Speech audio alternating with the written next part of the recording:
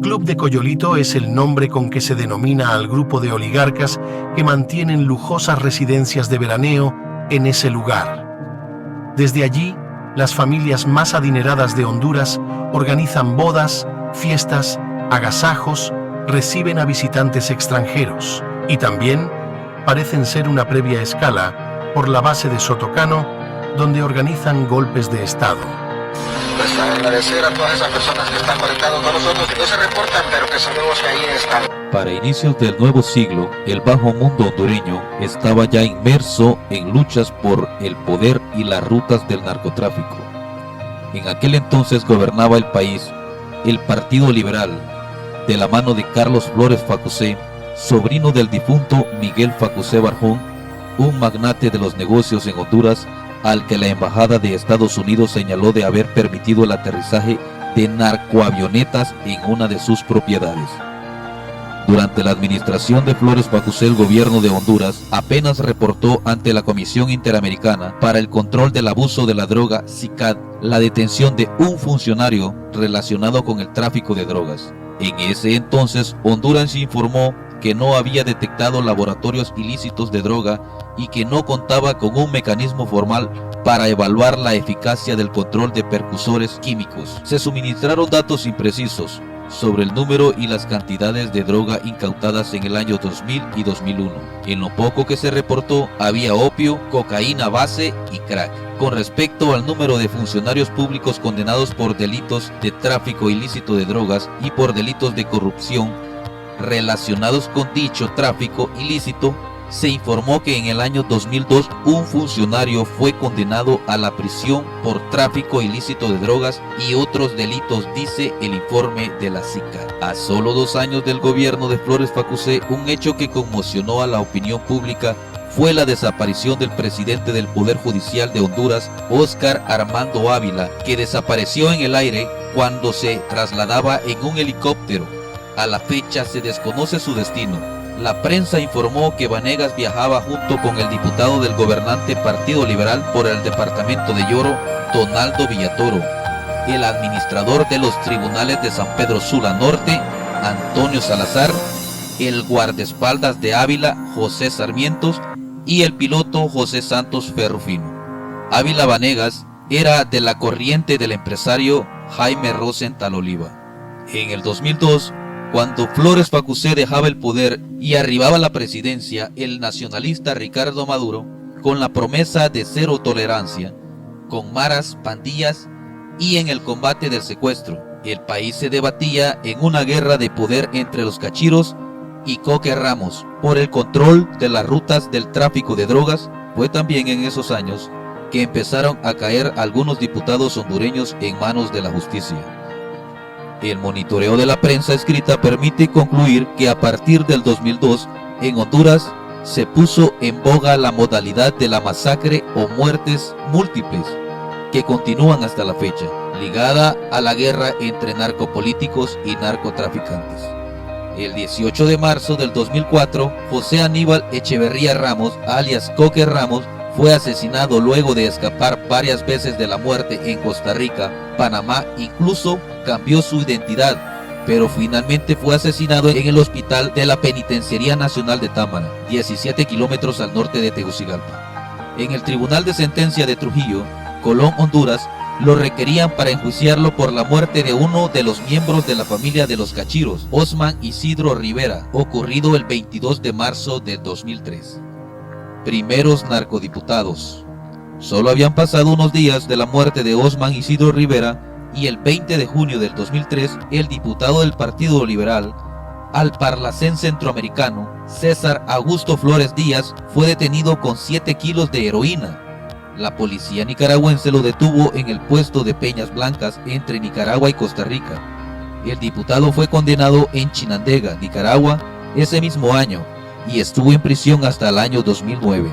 Fue liberado por buena conducta y regresó a Honduras el 18 de noviembre del 2012, cuando se convirtió en candidato a alcalde en el municipio de Sabana Grande del departamento de Francisco Morazán por una de las corrientes del Partido Libertad y Refundación Libre.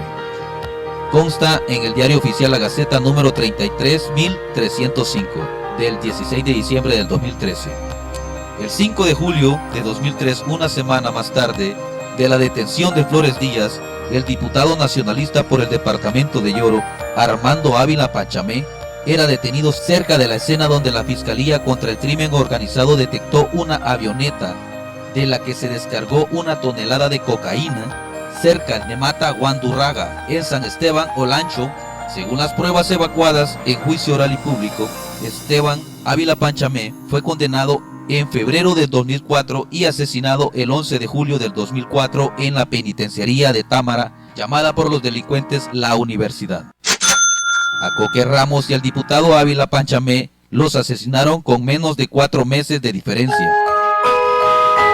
Desde 2004, también Ramón Lobo Sosa era investigado por el jefe de la Dirección de la Lucha contra el Narcotráfico, DLCN, por el general Julián Arístides González. Ramón es hermano de Porfirio Pepe Lobo, quien fue presidente de Honduras entre 2010 y 2014. La placa legislativa del carro del diputado Ramón Lobo Sosa fue número CN0256. Dicha placa fue encontrada por la DLCN en casa de Coque Ramos. A partir de allí, la DLCN inició una investigación de los vínculos de Lobo Sosa que aún no muestra resultados.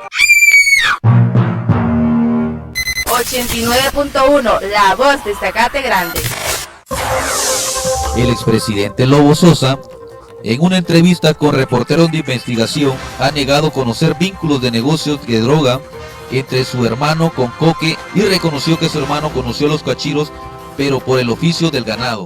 El general Arístides González fue asesinado en diciembre del 2009, unos días después del triunfo de Pepe Lobo Sosa como presidente de la República. En 2019, la Masich acusó a Ramón Lobo Sosa por el caso de la caja chica del hermano. Con la muerte de Coque Ramos, los cachiros se consolidaron como los actores más importantes del mercado hondureño. Contaron con el apoyo de la prominente familia Rosenthal para su crecimiento. Gianni Rosenthal, miembro de la familia, fue enjuiciado y condenado en Estados Unidos por lavado de dinero. Tras cumplir su condena, regresó a Honduras, que también fue candidato por el Partido Liberal hacia la presidencia. Rosenthal y sus coacusados en Estados Unidos, incluido Jaime Rosenthal Oliva, su padre, ex vicepresidente y ex diputado de Honduras, utilizaron entidades asociadas con una sociedad de cartera controlada por la familia Rosenthal, Inversiones Continental Panamá, SADCB, Inversiones Continental, para lavar ganancias del narcotráfico para los cachiros, según fiscales estadounidenses. Rosenthal proveyó a los cachiros durante unos 5 años de fuentes de financiamiento para las actividades criminales de medio para lavar sus ganancias provenientes del narcotráfico y de legitimidad pública, contribuyendo de esa manera con el ambiente de impunidad que permitió a los cachiros prosperar y poder importar toneladas de cocaína hacia los Estados Unidos. Al mismo tiempo que en Colón prosperaban los cachiros, arreciaba un conflicto entre campesinos y Miguel Facusé, el tío del expresidente Flores Facusé, apoyado por las fuerzas militares y de seguridad del Estado.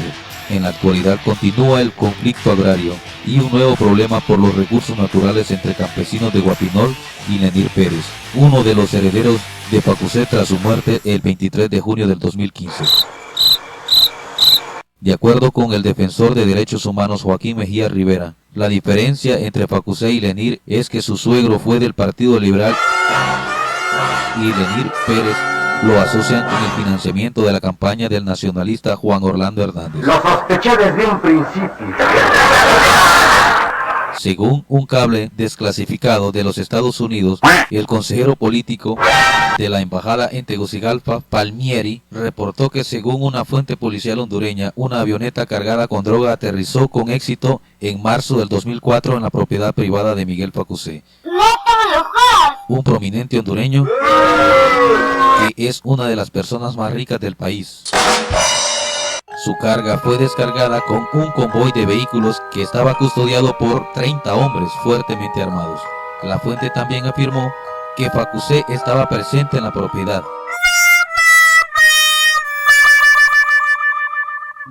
La fuente también afirmó que Facusé estaba presente en la propiedad. La fuente también afirmó que Facusé estaba presente en la propiedad en el momento del incidente, dice el cable. De acuerdo con la documentación estadounidense desclasificada, la propiedad de Facusé fue vinculada 3 veces con incidentes de aterrizaje similares en poco más de un año. En uno de esos incidentes se detuvo a 2 conocidos narcotraficantes y se decomisó 420 kilos de cocaína. 2015.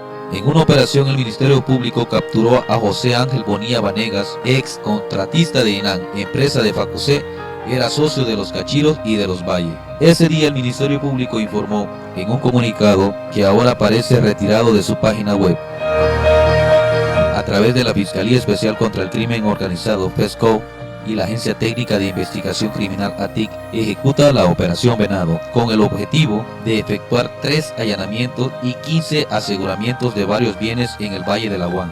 Entre los bienes a asegurar se encuentran 3 viviendas de lotes de terreno, 10 vehículos propiedad de José Ángel Bonilla Vanegas, que controlan la distribución junto a estructuras estatales. Esta forma de operar es más evidente en San Pedro Sula.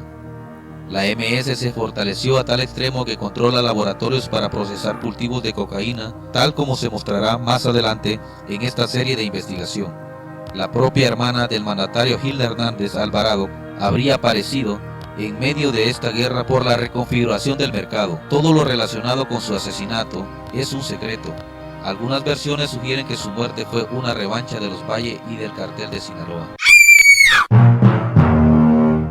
89.1, la voz de Zacate Grande.